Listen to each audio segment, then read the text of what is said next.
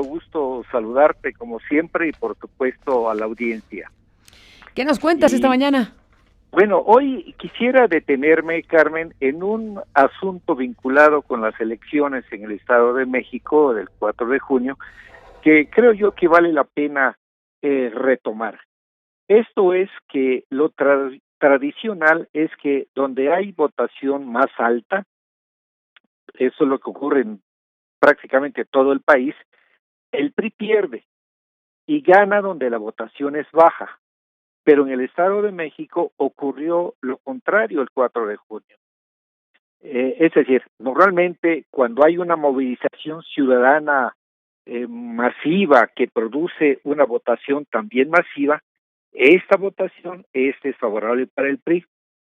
Y en el Estado de México no se dio esta normalidad, sino más bien se obtuvieron resultados atípicos. Rogelio Gómez Hermosillo, que es un experto en programas sociales, como tú sabes, ex coordinador de Acción Ciudadana frente a la pobreza, de Alianza Cívica, y también ex coordinador nacional del programa Oportunidades, Rogelio publicó en el diario El Universal un ejercicio interesante que muestra esa atipicidad. En solo 10 de los 45 distritos electorales, dice Rogelio Gómez Hermosillo, Del Mazo supera a Delfina Gómez por un total de 307,000 votos. Y lo peculiar de esos distritos es justamente su alta participación, que es muy superior al promedio. Alcanzó la votación en esos 10 distritos entre 66 y 59%. En tanto que el promedio de la votación fue de 52.5%.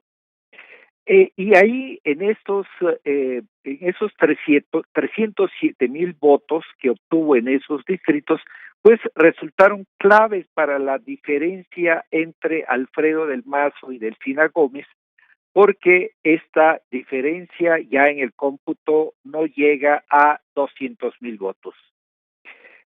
Las pistas, dice Rogelio, y yo coincido con él obviamente, las pistas del operativo de compra y coacción del voto están en los resultados. Los distritos del Valle de Bravo, Tejupilco, Atlacomulco, Ixtlahuaca y Jilotepec son clave. En esos distritos, Del Mazo obtiene más de 80,000 votos en los distritos 10 y 15 y más de 70,000 en los distritos 9, 13 y 14. Y en todos ellos la tasa de participación es superior a 10 puntos porcentuales sobre el promedio. Entonces, esto es contrario a la dinámica histórica de participación ciudadana, porque, como decía, la experiencia ha sido que a mayor participación ciudadana, mayor votación contra el PRI.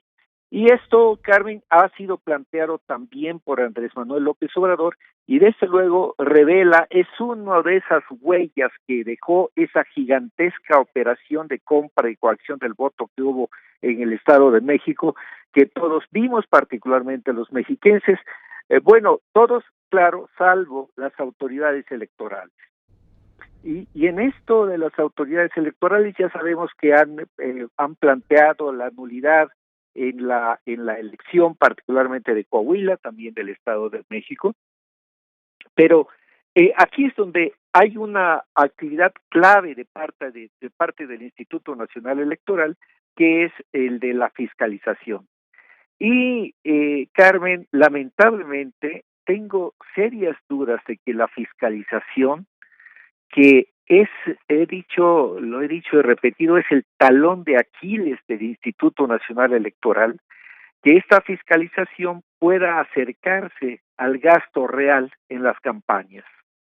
No lo ha hecho en elecciones anteriores.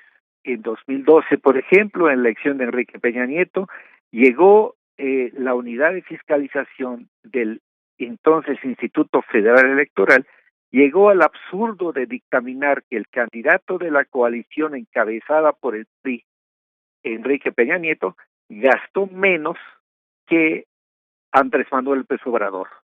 Es decir, frente a la campaña dispendiosa que vimos por Peña Nieto, frente a una austera de Andrés Manuel López Obrador, pues la autoridad electoral dictaminó que López Obrador había gastado más que Peña Nieto.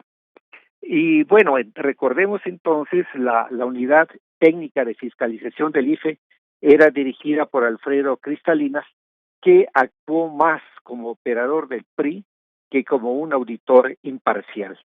Esa campaña, la de Peña, vale la pena recordar, que costó en realidad miles de millones de pesos. La Comisión Monex de la Cámara de Diputados, como recordarás, concluyó que esa campaña gastó 13 veces más del tope permitido, como lo dijo en su momento Roberto López Suárez, el diputado, al presentar su informe preliminar, el informe de la Comisión Monex.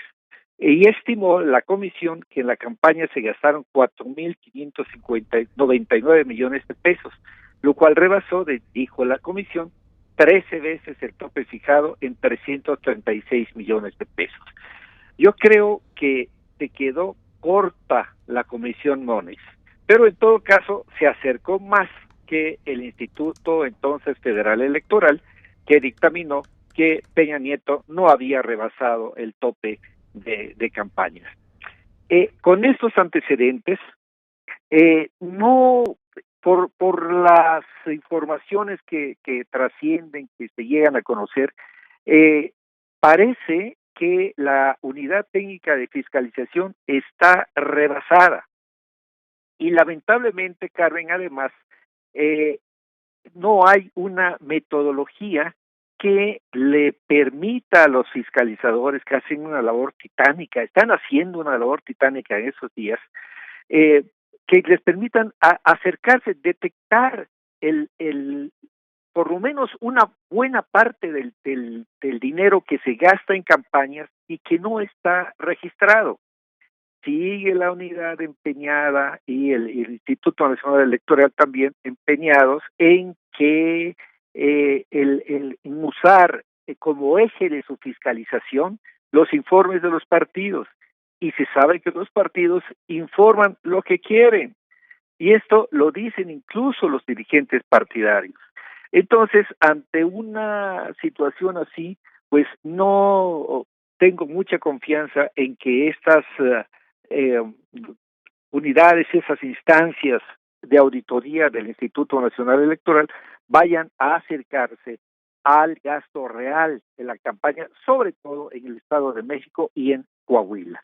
Y esto, si no se puede probar por parte de la unidad de fiscalización y del Instituto Nacional Electoral, pues no podrá materializarse las causales de nulidad o una de las causales de nulidad que es el rebase del tope de gastos de campaña. Hay otra causal muy importante que es la participación de dinero público en las campañas, pero pues esto tengo la impresión de que no está en el interés de los consejeros del INE, más bien ocupados en tratar de demostrar que la elección que organizaron fue muy buena, cuando vimos que tuvo muchos ángulos, muchos frentes de vicio, de distorsión de la voluntad electoral. Y bueno, Carmen, queda todavía lo que puedan hacer los magistrados de la Sala Superior, pero pues a juzgar por lo que han hecho hasta ahora, como el aval que dieron el uso a los programas sociales usados arbitrariamente con claros fines de proselitismo en el Estado de México, pues creo que no hay mucho que esperar. Hay que decir que tienen razón los magistrados cuando sostienen que la aplicación de esos programas se efectuó en un lapso en que estaba permitida la aplicación de programas sociales.